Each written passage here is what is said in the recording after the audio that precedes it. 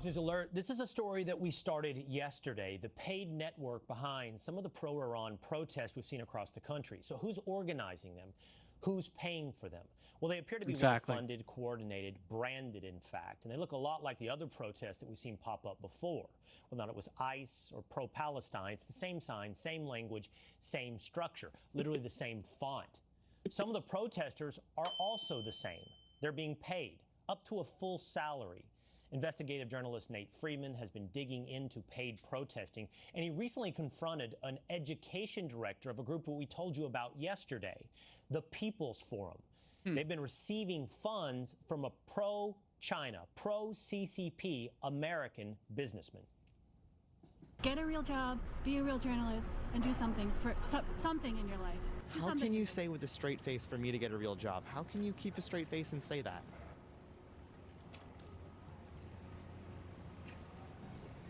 Did you or did you not get $20 million from Neville Singham? You can't deny it. There it is. Meet Fulihan. She's a paid protester. Her base salary is $70,000 with an additional compensation of $8,649. So who is this woman getting paid $80K a year to protest? Layan is a Columbia alum with a Palestinian background. She holds a full-time staff position as an educator at the People's Forum as she protests all around New York City.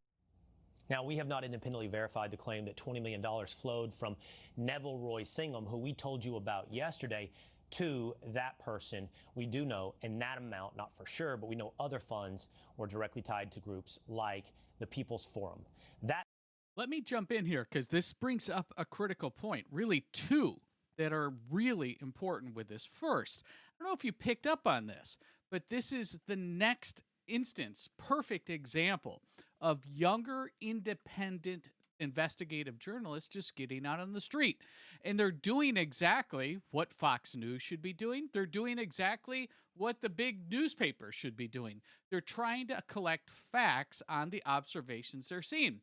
And you can look at this on either side of the political aisle, from a Republican side or Democrat side, etc.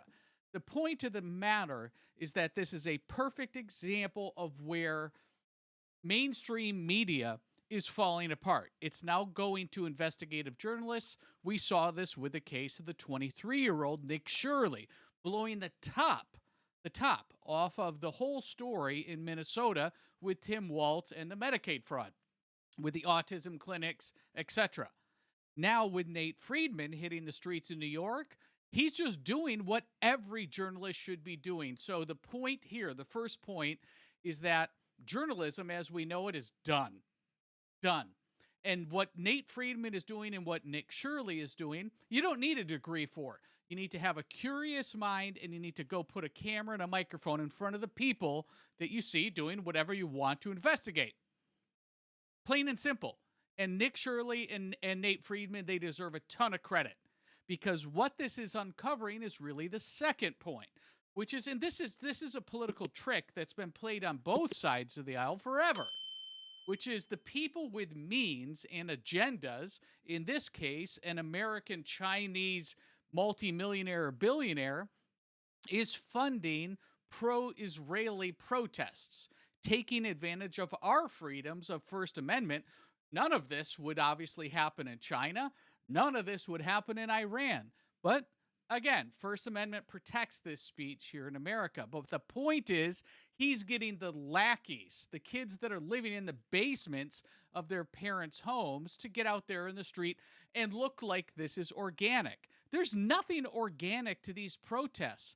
These are funded and organized professionally, and funded and organized by millionaires that have some agenda, right? And think about this question. What would be the agenda of an American Chinese multimillionaire that bends left, that's a progressive? Well, he wants to sow chaos in our streets, and the message from the progressives is anything that Trump does is wrong. Doesn't mean that he agrees with Iran, means that anything that Trump does is wrong. That's the progressive platform. That's all they have. They don't have better ideas. They just have this passion for anything that Trump says is wrong. Trump could literally say the sky is blue, and they're going to argue with it.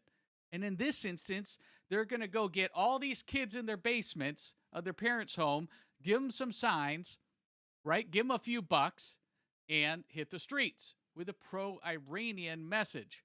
We saw the same thing with paid protesters in Minnesota.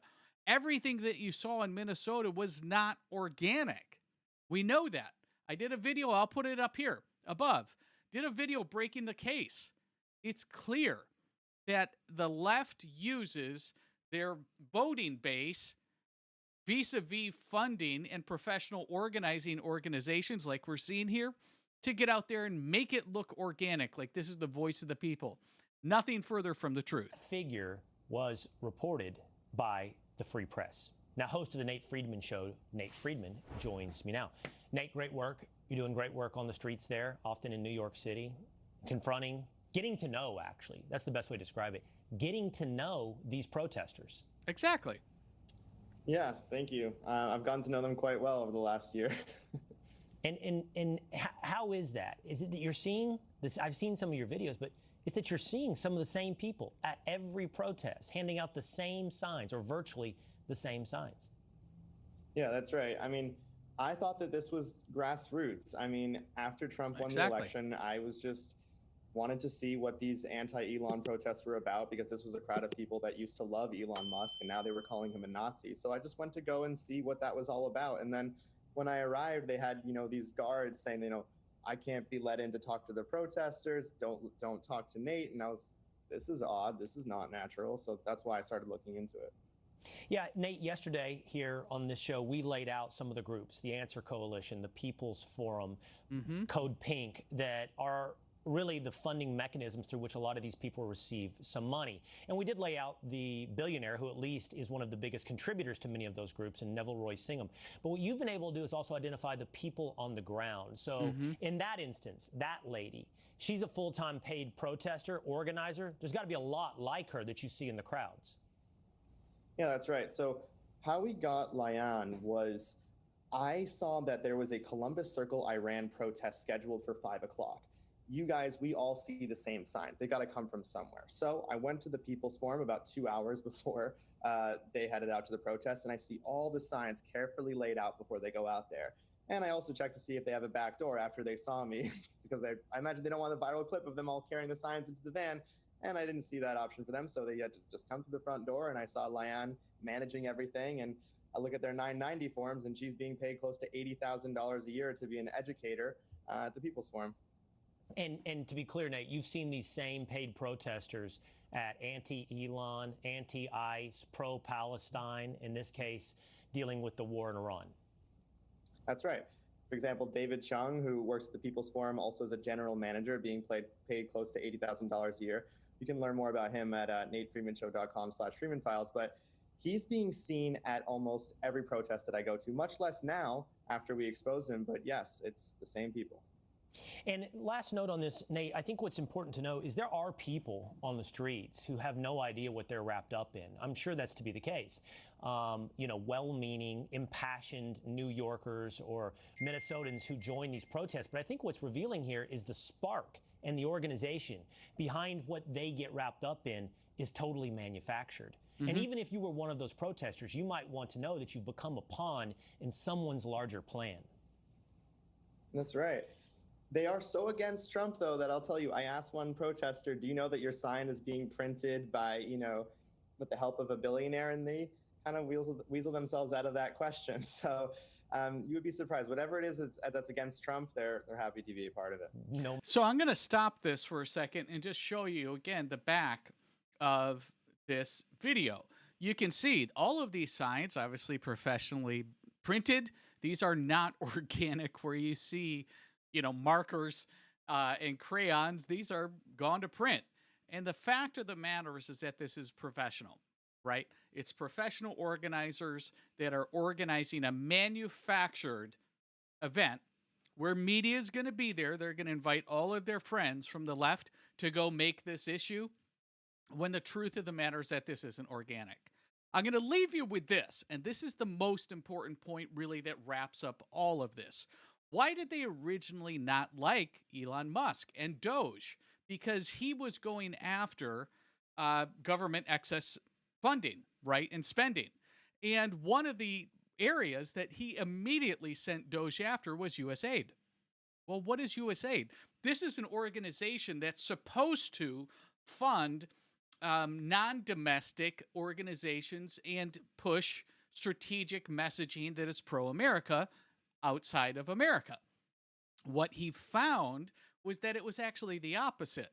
That what they were doing is they were sending funds overseas to have those funds come back through NGOs that the Democrats and the progressives sponsored and have manufactured protests. So how does that work, right? Your personal taxpayer funds are going out and coming right on back and then showing up on the streets of LA, the streets of, in this instance, New York or Minnesota. That's why they didn't like Elon, because he knew their gig, and the gig was up. So that's what we're seeing here in New York City with people that could be, for some reason, how could you ever be pro-Iran? You don't necessarily need to be either way on the war footing that Trump and Israel are taking, but in this instance, who could possibly be for any of the people that are in this banner? Mao Zedong, Stalin, right? And now Iran. These are the geniuses that are living again in their parents' basements that are getting the group text message to go out and professionally organize. So I'm curious what your thoughts are. Drop a comment down below. If you haven't liked the video, please do so. And subscribe to America First Alerts for news just like this. We'll see you in the next video. We won! Okay, let's go. We won!